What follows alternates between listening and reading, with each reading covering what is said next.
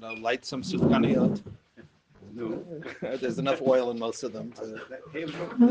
There wouldn't be a miracle if the sufganiyot burned 8 days. That would not. One lasted 8 days? Yeah, that would not be a miracle. That would just be. There's enough oil in them. Anyway, so actually, we're going to see something about sufganiyot today. Okay, in the by way of introduction. So, as we get ready for Chanuka, so today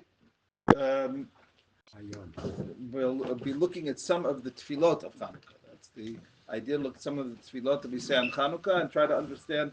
I'm not going to be going so much discussing the meaning of the Tfilot. That could be another shiur. And the truth is, when I gave the topic in, I didn't realize, and when I planned the shiurim, I hadn't thought exactly. We could have easily done 2 shiurim just covering the different tefillot. So I'm only going to be looking at 2 of the topic, 2 of the special tefillot.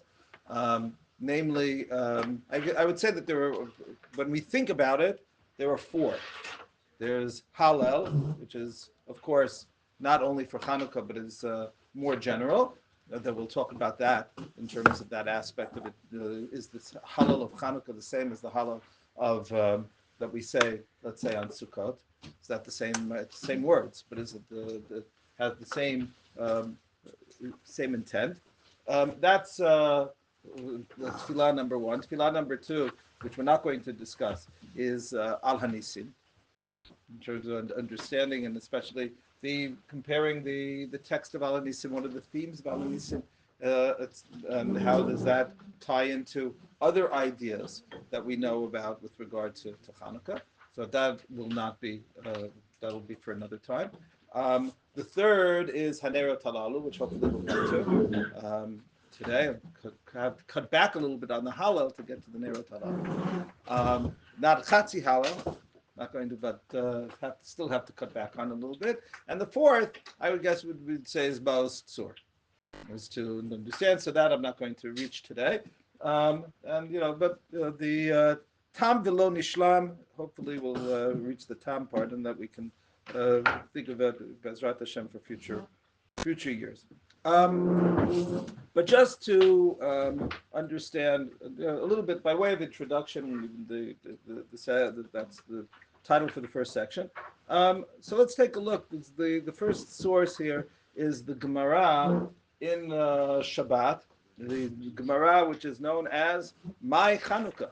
What is Chanuka? That's how the Gemara introduces the following Braita, and the Braita itself is a combination of a text of a version of Megillat Tanit. Megillat Tanit is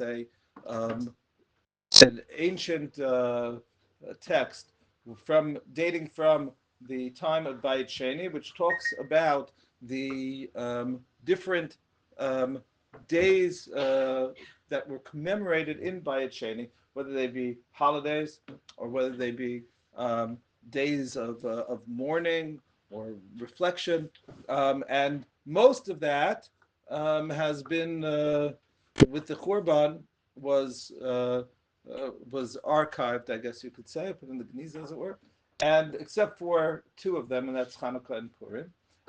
Though it's still helpful to learn with regard to other dates as well.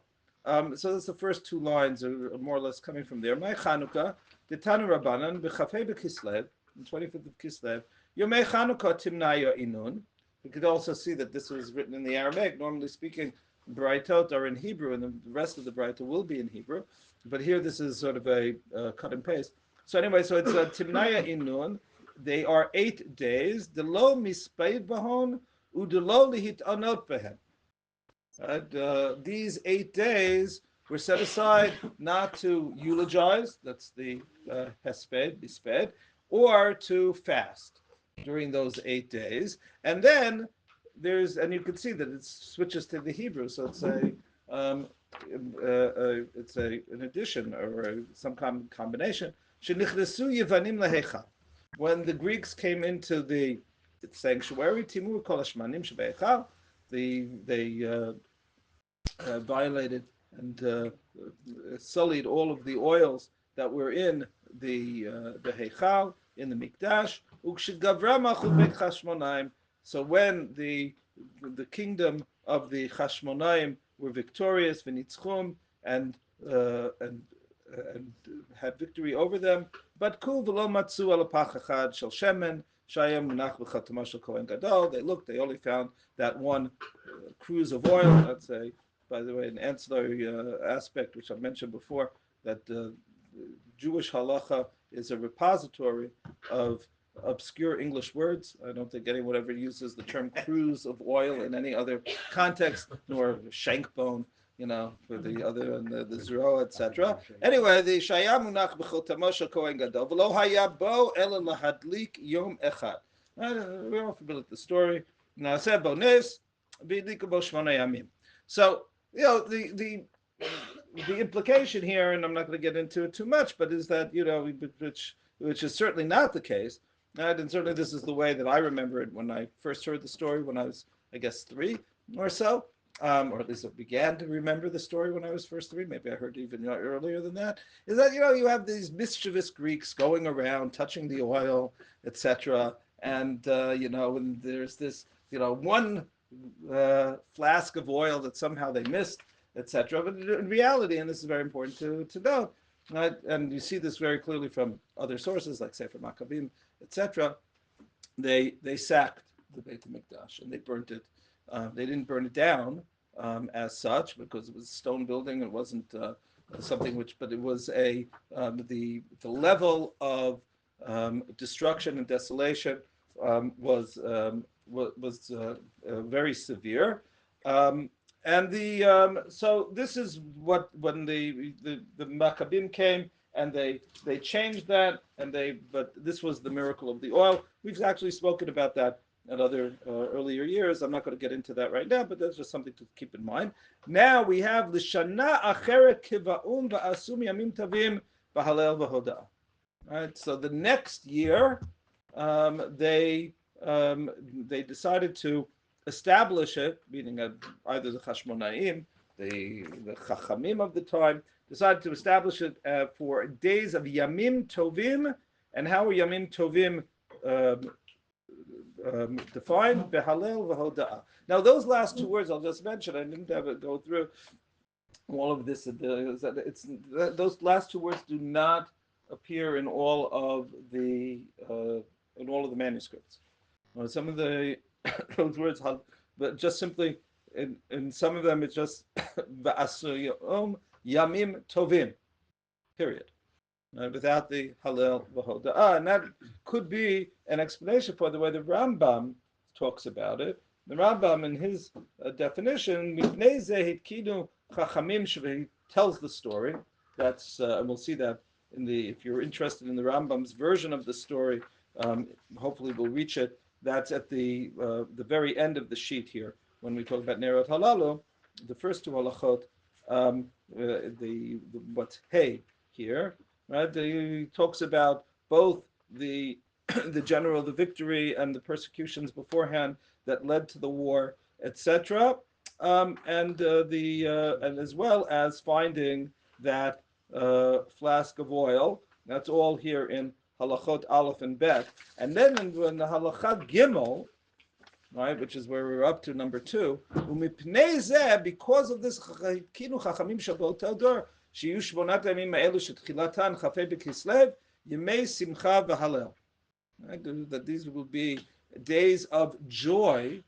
Right? That is an important word that the Rambam then argues it doesn't have. That could be what is implied by Yamim Tovim. What's a Yom Tov? If you don't have Isur Melacha, right? And that's something to look at in the Megillah in terms of Purim, and when it came in the 9th parak of Megillat Esther, when it talks about the history of the establishment of the commemoration.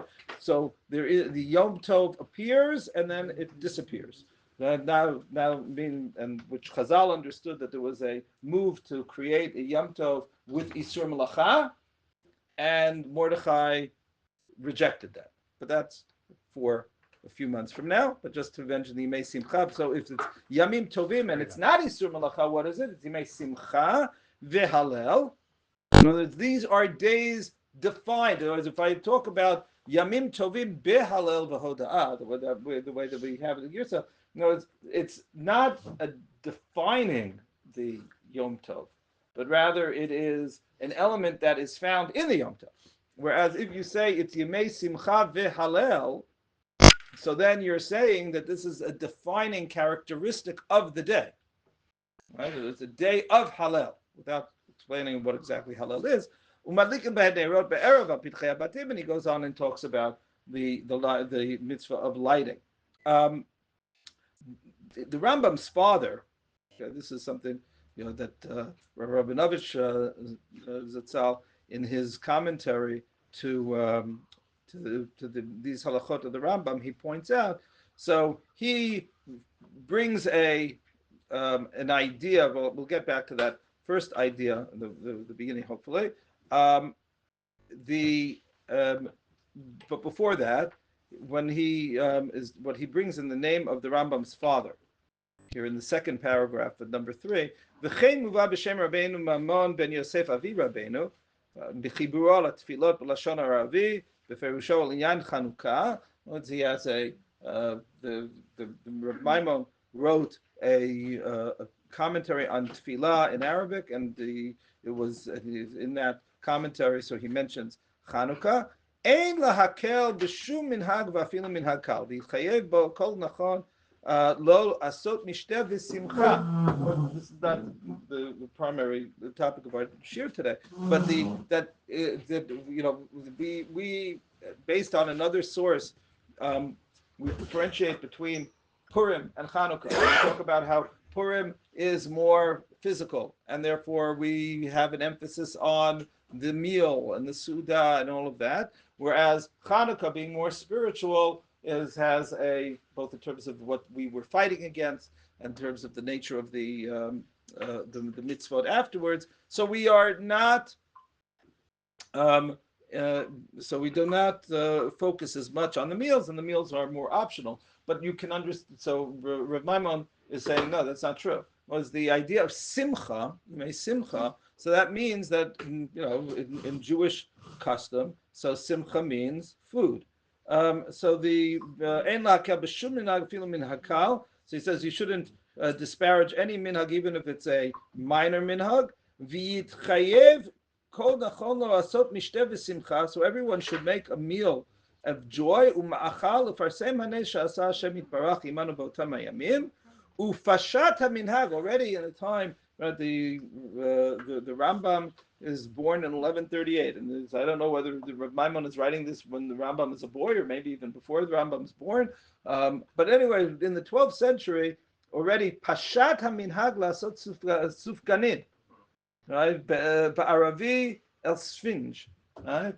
So already in the 12th century, you have people eating, right?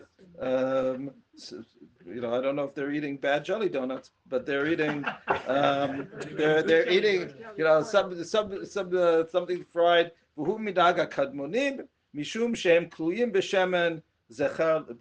In other words, the fact that you're having this kind of cakes which are fried in oil, that is a minhag that dates back close to 1,000 years, at least. I mean, this is pashat minhag. Right, it's already well spread in Spain, in Andalusia. So that's so that's the background. However, just to what Rabinovich quoted a little bit earlier in that first paragraph. So he quotes a student of the Rambam who says, with regard to a Gemara that I didn't bring, there are many Gemara to talk about Hallel. But this one is an important one, but I didn't bring it, so look at it from the way that it's quoted here. Hakoreh Hallel b'chol yom, someone who says Hallel, recites the Hallel every day. Harei ze mecharef u'megadef. So it's as though he blasphemed. That's a very harsh term. Shaharei omer, Ze hayom asa Hashem nagila v'nismechavo. This is the day, right, that God has made, that on this day we shall rejoice. Ve'ein ra'ui lomar halal zeh b'yamim tovim she'asana kadosh baruch hu legila u'lesimcha. In other words, the fact that it's described as a yom simcha, that's what allows it to be a yom halal. If it was just a day, and we were just, as it were, commemorating something, that wouldn't be halal. The whole idea of halal is to recognize that, I guess you could say, there are ups and downs in life. Life isn't, every day isn't the same, and the fact that if you don't recognize that, so then in effect you're not recognizing God's role in the world either. Was to understand that things happen, and there are, lo aleinu, lows as well, but at the same time, it's the highs that give us a sense of of gratitude to God, and a sense of being able to be misameach in this Hallel v'hoda, and to express in the Hallel v'hoda. So that's if you will, by way of introduction. Now let's take a look at the question of Hallel in general, and to ask, what is it? This is an important question. Is the saying of the recitation of Hallel a mitzvah? And if it is a mitzvah, is it a d'oraita? Is it a d'Rabbanan? Is it, as the title implies, is it something in between? Right, so let's take a look at some of the source. The first source is a Gemara and Erchin, and really the primary source with regard to the recitation of Hallel. The Gemara says the following: Amar Rabbi Yochanan mishum Rabbi Shimon ben Yehotzadak. So Rabbi Yochanan quoted the name of Rabbi Shimon ben Yehotzadak. Shmona asar yamim shayachid gomer bahen et Hallel. There are 18 days that an individual will finish the Hallel, and till this very day. So Sfaradim, their bracha is not likro et Hallel, to recite the Hallel, but rather ligmor et Hallel. It's to say it in its fullest sense, and that's because that touches upon the fact that Sfaradim do not make the bracha, do not recite the bracha on Rosh Chodesh or on the last 6 days of Pesach, which we'll be talking about in a moment. But and so they can't say ligmor et Hallel. They can't finish, because that, by definition, those days, by the fact that we delete certain paragraphs of the Hallel, they are not complete. Right? So that's why Ashkenazim, who do say a bracha when we say the so-called half Hallel, that's why the text of our bracha reflects it, and it's likro et Hallel, to recite the Hallel, whether you're reciting all of it or you're reciting part of it, whereas the Sfaradim use this term from the Gemara. We say likro Hallel on the 6 days of Pesach. Right. I'm sorry? And 6 days of Pesach, right. We do say bracha, likro et Hallel. Likro et Hallel, yeah, right. Yeah. But we don't say bracha at all. No, Rosh Chodesh. Okay, there are different minhagim. He's right. Okay, I don't want to get to the minhagim of Rosh Chodesh, because then we won't get to Chanuka. But but everyone with their own particular. Yeah, right. Okay. I'm just saying we do say likro Hallel only during Pesach. You say Likmor et Hallel the rest of the time? No, likmor et Hallel the rest of the time. You do say Likmor et Hallel? Okay, said it. Okay, so I did not know that. Okay, I was not so familiar with that minhag. Okay, okay. So now, Shmona. So what are these 18 days? Shmona Yemei Achad, 8 days of Sukkot, including Shmini Atzeret.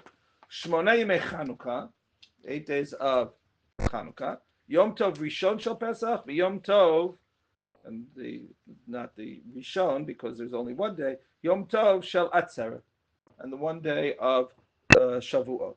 Uvegola 21. So in outside of Eretz Yisrael, where you have Yom Tov Sheni, so then you'll recite 21 days. Tisha Yemei Chag, Shmona Yemei Chanuka, Shnei Yamim Tovim Shel Pesach, Shnei Yamim Tovim Shel Atzeret. Okay, fine. So that's the opening, if you will, the opening salvo.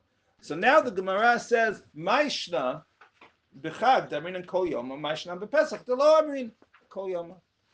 Why is Pesach any different than Sukkot? If you're going to say it. So the Gemara answers, Dechag chalukin b'korbanotehen. We're going to see another explanation, perhaps a more famous explanation, but it's not found in the Gemara, the more famous one, ironically. But here, maybe it's more famous because I learned it first. I don't know. You'll tell me what you think. But what's the explanation here?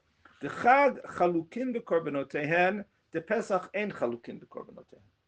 On Pesach, the Korban Musaf that's brought on the first day is the same Korban Musaf that's brought on day 2, 3, 4, 5, 6, and 7. There's a Korban Musaf that's brought every single day, and it's exactly the same Korban Musaf. Whereas on Sukkot, each day has a different Korban Musaf. You start with 14 parim, go down 13, etc. It adds up to the 70 bulls that are brought. It's part of the Olah, but each day is different, and because each day is different, there is a different. Therefore, you say you complete the Hallel, whereas on Pesach you don't. By the way, that would mean, and this is brought in halacha in various terms. Let's say for whatever the reason, a person does not say Hallel on the first day of Pesach. Right? He was ill. Right? Or a person was not a bar mitzvah boy, right? Becomes bar mitzvah in the middle of Pesach. So should they say the whole Hallel, right, on another day? In other words, you didn't do it on the first day. So the answer is yes. You're supposed to say, you're supposed to say Hallel of Pesach. It's not that the first day is special, is the per se, but rather it's a Hallel of Pesach, and the rest, we've said the Hallel of Pesach. Pesach is one unit, right? So therefore you say the full Hallel on Pesach on any day, but of course, the overwhelming majority of people are going to be in shul or are going to be davening if they're not in shul on the first day. So then you say it on the first day, and you say the Hallel.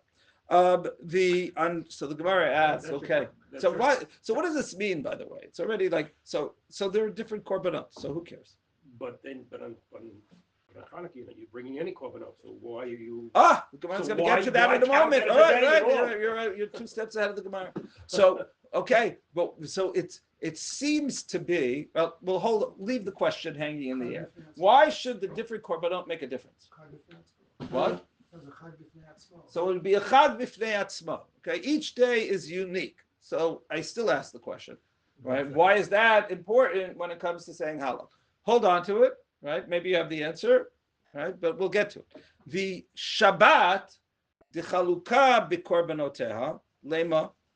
So why don't we say Hallel every Shabbat? Right? Because after all, there's a special korban on every Shabbat as opposed to the other 6 days of the week, and we have a korban musaf, so we should say Hallel to reflect that. So my answer is lo ikre moed. Shabbat is not considered to be a moed. It's not a day of we'll call it a holiday.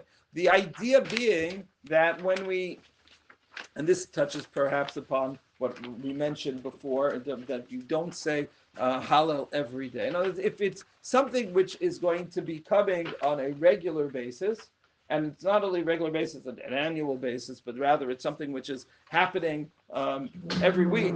So that's not something special enough to warrant saying Hallel. Okay, that's the answer. So the Gemara answers, Rosh Chodesh. What about Rosh Chodesh? The Ikre Moed, it's called the Moed. It's in the Parshiot of the Musafim, it's called the Moed. Lema, so we should say it. So the Gemara says, Lo Ikdish Ba'asiyat Melacha. It doesn't have an Isur Melacha. You're not restricted in terms of the activities that you were able to do, and therefore it doesn't warrant Hallel. And so why should that matter? Bring 1 second. I bring a pasuk from Yeshayahu. And the pasuk is Ashir Yeh Lachem. This is referring to the victory over Sancherev, but the idea being that the song that you will have, Kelel Hitkadesh Chag, will be like the song that you have when you sanctify the holiday. The Ramban, we'll see it hopefully in a moment. The Ramban says, which holiday we're talking about? We're talking about the holiday of Pesach, on the first night of Pesach, because we now have to talk about saying, we have to refer to at least the idea of saying Hallel at the Seder. But the idea here is that there's a notion of Hikadesh HaChag. There's a Chag that has to be had. It's not just a Moed in terms of being a day which is unique in the calendar and comes around, but rather it is also a day of Yom Tov, a day of Isur Malacha. And so therefore, so the Gemara says, Laila b'kudash l'chag ta'un shira, v'she'ein b'kudash l'chag ein ta'un shira.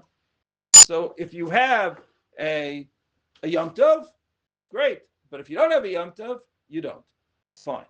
So what about Rosh Hashanah v'Yom Kippurim? The Ikra Moed, so they're Moed, Ikdush B'asiyat Melacha, Lema. So we should say it. So why don't we say Hallel and Rosh Hashanah and Yom Kippur? So the Gemara answers Mishum de Rabbi Avo, because of the idea that Rabbi Avo raised. The Amar Rabbi Avo Amru Malachei Sharet Lefnei Kadosh Baruch Hu Ribono Shel Olam Nei Ma Ein Yisrael Omrim Shira Lefanecha V'Rosh Hashanah V'Yom Kippurim. Right? The angels always on our side, saying like, oh, the Jews, they're not saying Hallel, it's Rosh Hashanah, it's Yom Kippur, it's very important. Why aren't they saying it? Amar Lahen, so he said, my children, they get it. Efshar Melech Yoshev al Kisei Adin v'Sifrei Chayim v'Sifrei Meitim P'tuchin Lefanav Yisrael Omrim Shira. Here we are. It violates, or it's in contradiction to the theme, the motif of the day. The day is, even if it's certainly if it's Rosh Hashanah and the motif is din, and if it's the motif of Yom Kippur and it's Rachamim, but still it is not a time for joyous outbursts. Okay,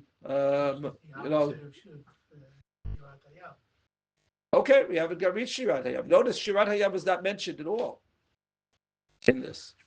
Right? And when the question about what about saying, on the seventh day of Pesach, Shirat Hayam, no mention. It's not part of it. So we'll get to. I don't want to tip my hand too much, but I'll be right there in a minute. Vaha Chanuka. Right? What about Chanuka? Delo hachi velo hachi v'ka'amar. It's not a moed. No Isur Malacha. Right? No korban. So why are we saying on Chanukah? Mishum Nisa, because of the miracle. Okay? We'll just finish up the Gemara and come back to that line. Because of the miracle. Period. Purim. What about Purim? De'ika Nisa Lema. So why don't we say Hallel on Purim? There was a miracle on Purim too. So what's the answer? There are three answers that the Gemara gives. Right? One is Amar Rabbi Yitzchak Lefi she'ein omrim shira al nes shebechutz la'aretz. The miracle happened in Chutz La'aretz. Therefore, we don't say Hallel for that. That's number one. Rav Nachman Amar Kiryata Zohi Hallel. No, the Kriyat HaMegillah, that is the equivalent of saying Hallel. And Rava Amar, and Rava said, Bishla Mahatam Halalu Avdei Hashem. What do we say? Halalu Avdei Hashem. And why are we Avdei Hashem? Because Lo Avdei Paro. We're not the servants of Paro anymore. Hacha, but here Halalu Avdei Hashem, the Lo Avdei Achashverosh. We're going to say Halalu Avdei Hashem, and we're no longer subservient to Achashverosh. Akati Avdei Achashverosh Ana. We were still subjects of Achashverosh, and therefore we don't say Hallel. Um, I'll just say just very quickly. We're not talking about Purim, but if you were to ask me, not just me, but if you say, well, what about Yom Ha'atzmaut? What about Yom Yerushalayim? I'm saying Hallel. So the answer is, in my humble opinion, is that it's like Purim. Meaning, just like Purim, right? We take the three reasons that you don't say Hallel on Purim and ask, do they apply to Yom Ha'atzmaut? So the answer is, it's in Eretz Yisrael, so you should say it. We are not Avdei Achashverosh Anan, right? We'll see if Trump, but no, we're not Achashverosh Anan. Okay, we're not subject, we are independent. And, unless you want to read the Megillat Atzmaut instead of Hallel, right? So you don't have a text to read either. So you should say Hallel. No, it should be treated exactly like Purim, and therefore you should be saying Hallel. But okay, that's hopefully, that's a good what? What about Yetziat Mitzrayim? That was it. So that's, if you notice the three dots there, the Gemara asks, well, what about what I edited that out. The Gemara asks, what about Yetziat Mitzrayim, where there was the miracle at the end, that was in Chutz La'aretz? And the Gemara answers, well, that's before they came in. At that point, once we've entered Eretz Yisrael, so then Chutz La'aretz loses significance. Until that point, the miracle that happened in Eretz Yisrael, Chutz La'aretz is also significant. So that is so that's the Gemara. The nace, by the way, right, here too, the nace of Purim, it's important because the Gemara doesn't say, well, the nace of Chanuka was more galui, more observable, because you have the light of the menorah that burnt those 8 days. There was a bending or breaking of natural law, right, in order to allow for that. So Purim doesn't have that, and the Gemara understands that as a miracle worthy of Hallel as well. Okay, so that's that's where we're up to. Okay, that's the as I said, the basic background sugya that we need to be familiar with. Now, just to understand this Gemara a little bit, the Gemara. So when I say we say the Hallel on Chanukah because Nisa, it was a miracle. So is that now incorporating Chanukah into, if you will, the previously accepted track, or is that saying there's a different track entirely? So I think that and not just I think that the way of understanding this Gemara is that there are two different tracks. Whereas the first track has nothing to do with miracles. The Gemara doesn't say, why do we say Hallel on Sukkot? Because there was the miracle of the pillars of, let's say, Ananei HaKavod. Being in Sukkot, that's not much of a miracle. But if, let's say, because there was divine Sukkot, okay, so that's not what the Gemara says. The Gemara says it's because it's a Moed, it has a Korban, it was because it's a Yom Tov, it has significance as Yom Tov. When it's a holiday, so then I respond by saying Hallel. That's the theme, and that's what Jack was referring to as well. Is that each day of Sukkot is a different holiday. As you can now try to say, it's reflected by the Korban, but perhaps each day has a slightly different motif than the previous day, and each day has to be looked at as such, and therefore it's reflected by the Korban, and that is enough to say, okay, this is a significant 7-day, 8-day holiday, and that's going to have 8 days of Hallel as well. Whereas Pesach is a 7-day long unit, and that unit gets one Hallel. That's the difference, because I'm looking at the focus of the nature of the day, as opposed to any particular miracles that might have taken place on the night of Pesach. Right? The Gemara doesn't talk about saying it at night here. That's not the part of what we're at. Perhaps as we get closer to Pesach, we'll talk a little bit more about the nature of Hallel on the night of Pesach itself. But then perhaps that is the Hallel at the Seder is the Hallel of the miracle. Right? And it has different aspects. The fact that you're saying it as part of the Seder, the fact that you separate the two parts of the Hallel with the meal in the middle. Right? It's a celebration meal for the miracle, and that you sit down when you say the Hallel, and there's no bracha. These are all things that are brought up by the different poskim. And this is going back, by the way, to the Gaonim, making that distinction of the Hallel of Leila Seder. So that's of a miracle. Now I'll just mention another. Where did I bring it? For Pesach, though, Yeah. we would have said it all 7 days except for the seventh day being the Egyptians dying, and then we. Okay, so you just referred to. I'm really happy that you did. Thank you. You just referred to something else entirely, and I'm trying to find it because I definitely put it in here. Where did I put it? I don't see it.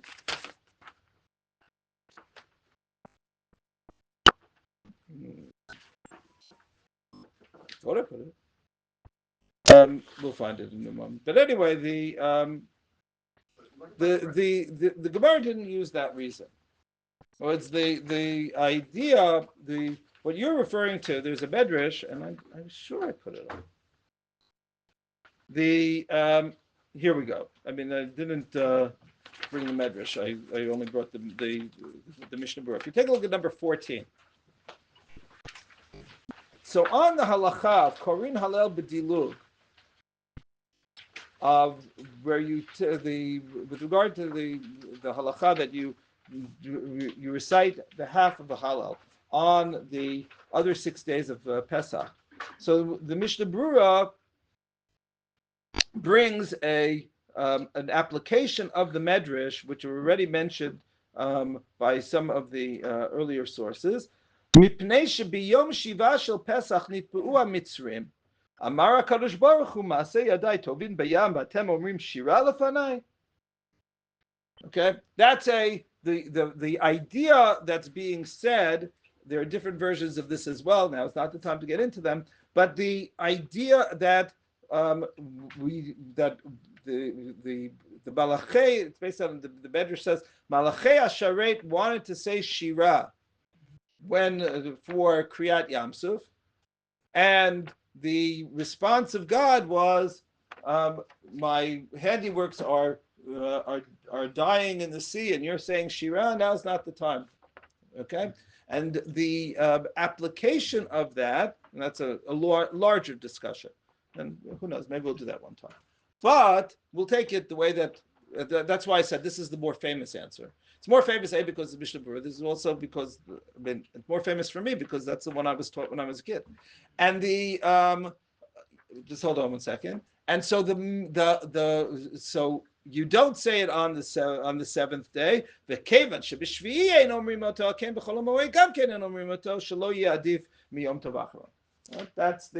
because you don't say it on Yom Tov. So if you didn't say it on Yom Tov, what are you going to say it on Chol HaMoed?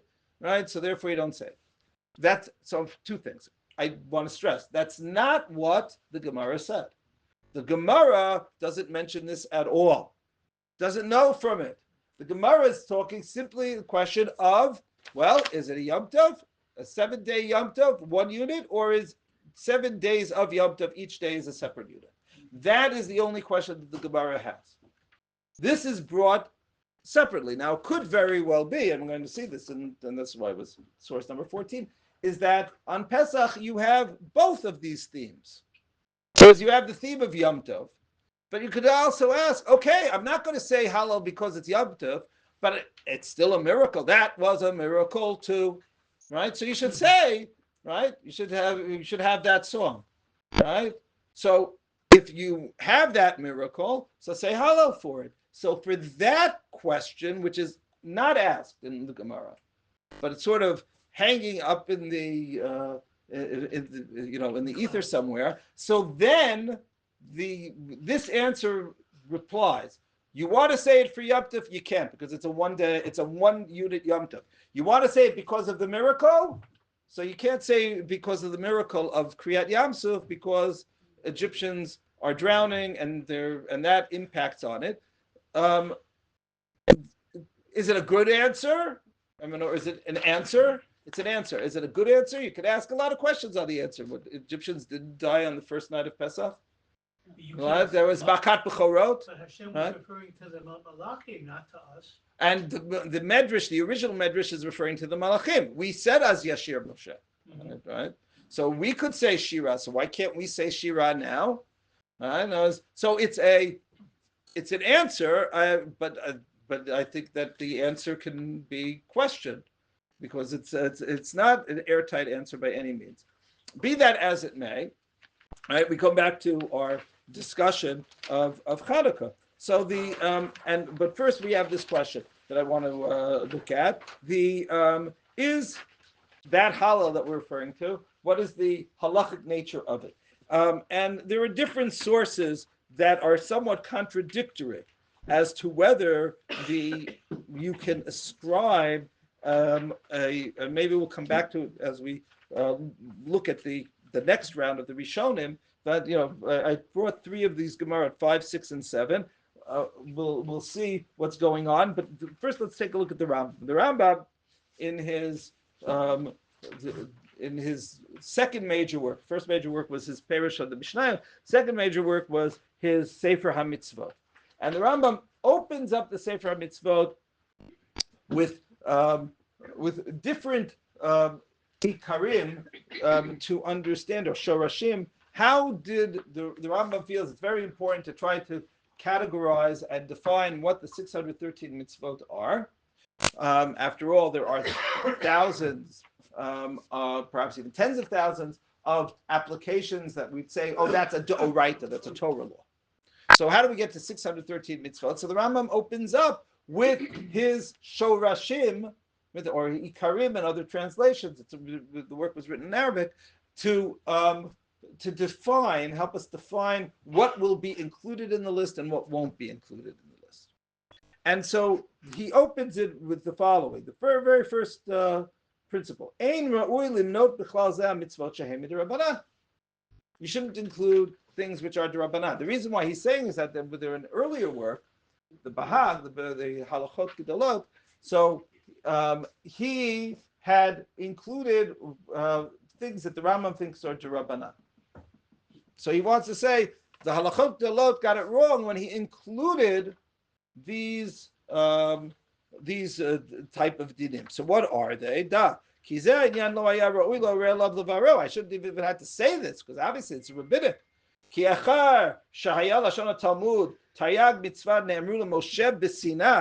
This whole source of Taryag mitzvot, of 613 mitzvot, is a Gemara in Makot, which uses the term that Moshe was told at Sinai.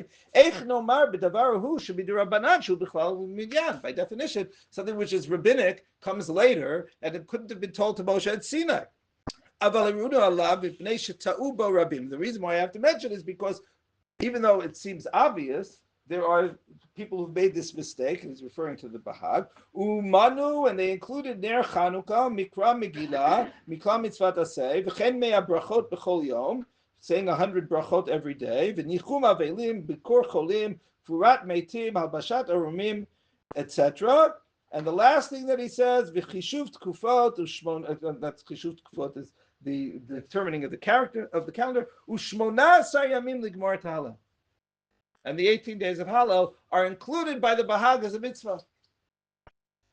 Okay, so specifically with regard to that last one, he says, "Histakel mimi sheyishma l'shonam nomar lo l'Moshe miSinai." Right, go and look and try to see. This is the even he's using the sin, but it's anyway. The point is, how can you say this Moshe miSinai? V'yimne kriyat Hallel sheshavach bo David alav shalom et ha'el yitbarach shetziva b'Moshe. After all, what's Hallel? Hallel is Tilim. How can you possibly say that that's Doraita? The Ramban takes issue with the Rambam. And the Ramban says, no, this is actually a mitzvah d'oraita. How is it a mitzvah d'oraita? Because after all, Rambam is pretty clear. And I think that if I would have asked most people here, maybe everyone here, coming in is Hallel d'oraita d'Rabbanan, I think most of us would have said, well, it's coming from Tehillim. Tehillim is post Torah, so it can't be d'oraita. Right? No different. There is a middle position, which I'm not going to focus too much on, but it answers some of the questions that come up on it. I'm not going to get to HaNerot Halalu. Is the question with regard to is that pasuk in Yeshayahu that was quoted in Erchin, that pasuk is is pasuk from Yeshayahu.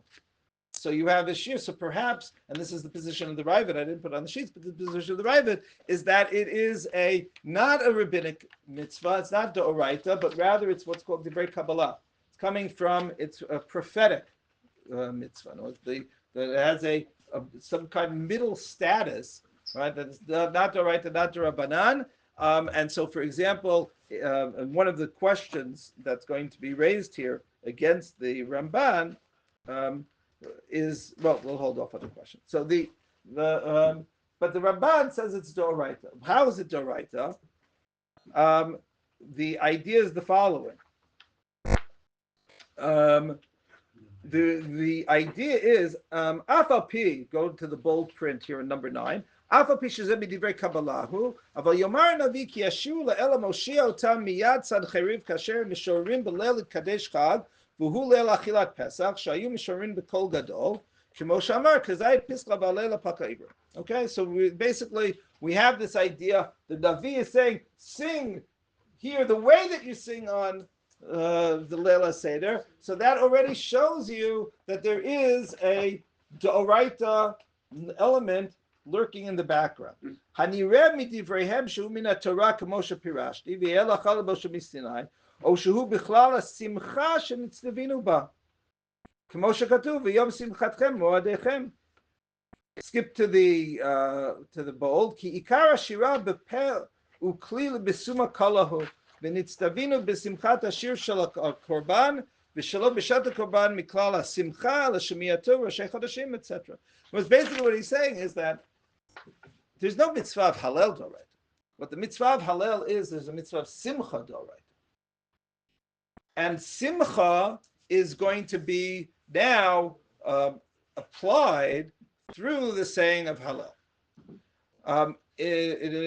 Subsequently, he even says that the Rambam should agree to him, because the Ramban disagrees with this, but himself. But the Rambam is of the opinion that Tfilah, prayer, is d'oraita, avodah shebalev. And 1 second, I keep saying that to you. I'll give it to you in a second. Avodah shebalev, but our Shemona Esrei was composed much later. But according to the Rambam, when I prayed Shacharit this morning, I was being mekayem the mitzvah d'oraita of Tfilah. How is that possible if the text is later? So the answer is that on a d'oraita level, all I have to do is pray.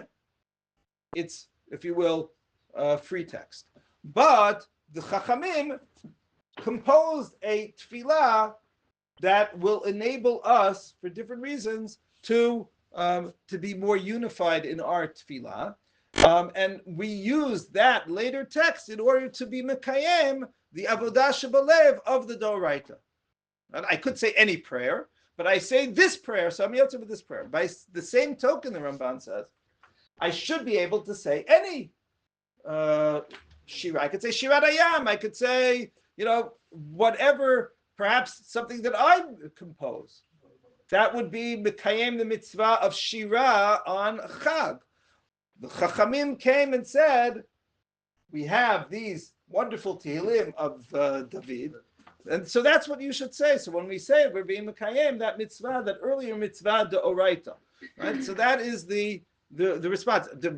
Another example, the Rambam gave this list of Bikur Cholim as being, how could it be d'oraita? But you are mekayem a mitzvah d'oraita, v'ahavta l'reacha kamocha. when you do Bikur Cholim. In other words, the fact that you have a core idea and its application can be rabbinic, but the actual fulfillment of the mitzvah is the oraita. It's so obvious that why did the Rambam say it? Like, why didn't the Rambam just say, well, okay, I said it with regard to tefillah, I said it with regard to v'ahavta l'reacha kamocha, so why can't I say it with regard to Hallel as well? The answer might be that, and this might cut to perhaps the distinction between the notion of Hallel for a Yom Tov and Hallel for a Nes.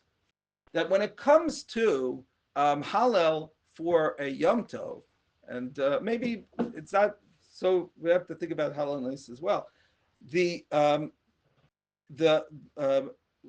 What is Kriyat Hallel? Just the word Kriyat Hallel.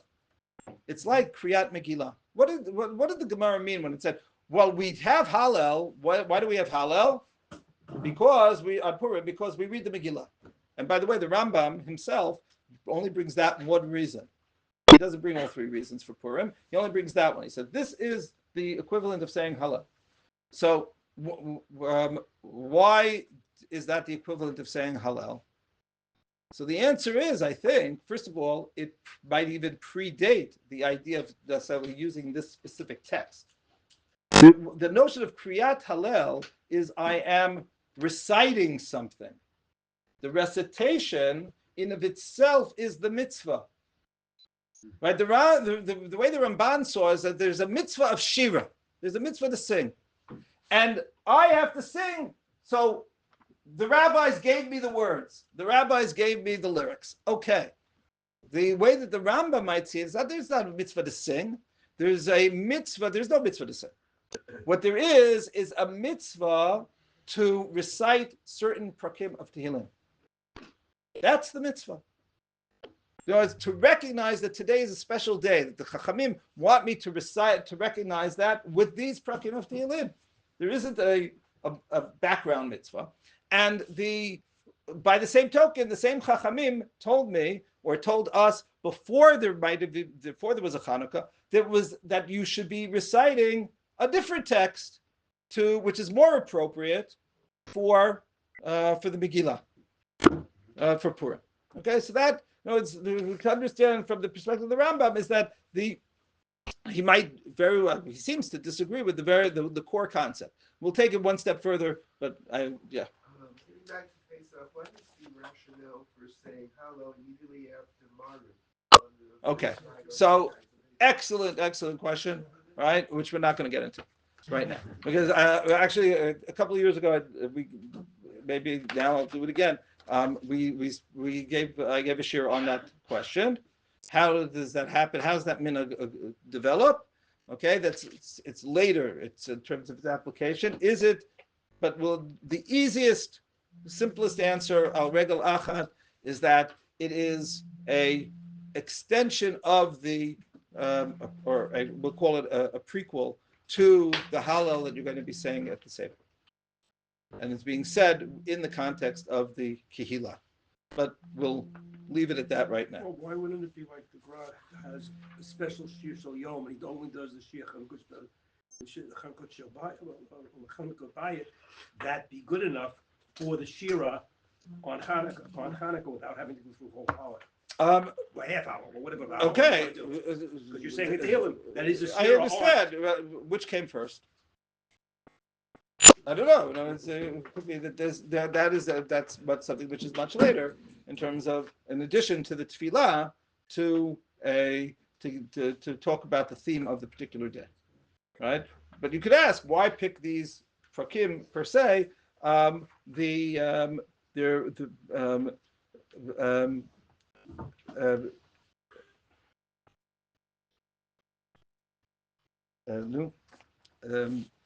So I actually saw this after I sent out the words. So 1 second, I just hold on. Mentioned in a different source as why this was the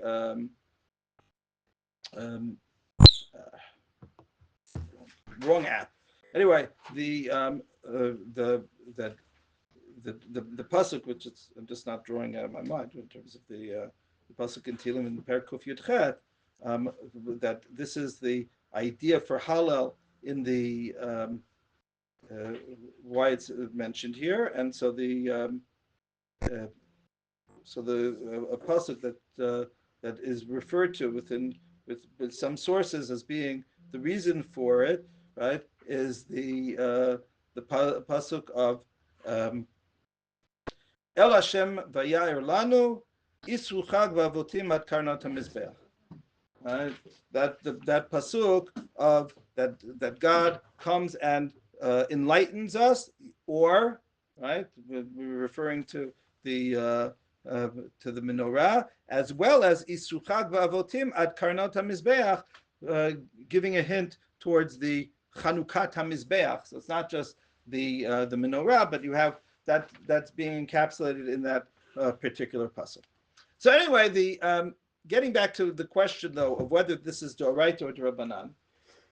So I'll just mention that. So for example, in some of the answers, some of the questions could be answered if you take it as a prophetic mitzvah as opposed to it being a rabbinic mitzvah. So the Shagas Aryeh, so one of the leading achronim of the 18th century, so he asks a very simple question on the Ramban. He says, okay, you just said it's d'oraita, that's great, but if it's d'oraita, does that work with other halachot that we know about halal? So for example, are women chayavot in saying halal? That's a question. Are women chayavot in saying halal? His initial question is, if someone's not sure as to whether they said halal or not, should you say halal with a bracha and repeat it? Certainly, you have to repeat the halal. So he says, if it's d'oraita, of course you have to. And if it's d'oraita, so women should be chayavot in halal as well, because after all, they were part of that as well. Except the only problem is that the Gemara says no, right? And this is the source number 11, right? And this gets perhaps deeper into the nature of halal on Chanuka. Oh boy. Mi shaya evedo isha katan makrinoto oneach rehen mashein omrim. So if a woman or a slave, a non-Jewish slave, an Eved Knani, or a minor, so the way that they would say Hallel would be that someone would read it and people would answer Hallelujah, right? If one of these people leads the congregation or is doing it for an individual, so then he has to repeat it word for word afterwards. In other words, the assumption is that you're not yotze with the concept of the woman